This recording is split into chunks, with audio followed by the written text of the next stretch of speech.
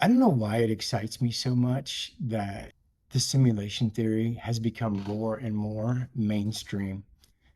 I mean, maybe not mainstream, because obviously I don't think the masses are ready for this new understanding. When people think of the simulation theory, the first thing they think of is the Matrix. You think that's air you're breathing now? Uh, Like we're in some computer by these advanced beings. I do find that absurd. Again.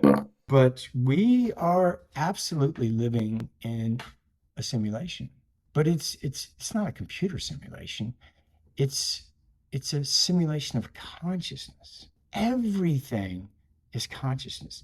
I mean, this microphone right here, dude, this is consciousness. This is 99.99999% empty space. So why does it appear solid? It's kind of hard to wrap our mind around. It reminds me of cartoon I saw once where it was this old fish and he's in the ocean and he's swimming beside these two young fish, and he looks over and he's like, "Hey man, how's the water?" And then he swims off.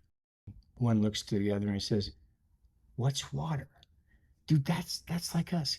We can't comprehend this field of consciousness. Just like the fish, they don't understand they're in this water.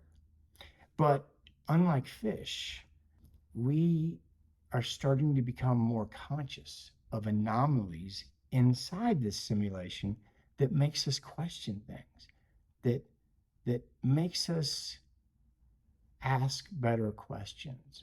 One of my favorite anomalies that is mainstream now is the Mandela effect.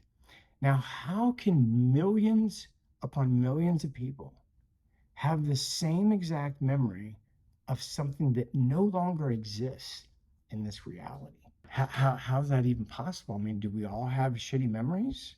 Or is something happening? Is life not what we think it is?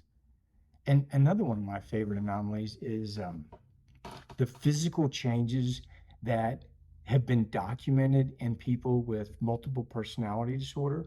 I think they call it dissociative disorder now. I like the first name better. But there's documented cases where when they shift from one personality to another, a mole disappears and comes back when the other personality comes back. Or their eyes change color. One of my favorite records is when one dude with multiple personalities, he gets bitten by a bee. Dude swells up. He's allergic to bees. Goes to the hospital. When he's in the hospital, the other personality comes back in who's not allergic to bees. The swelling immediately disappears. Dude goes home. The other personality comes back, swells back up immediately. Now, dude, how is that possible?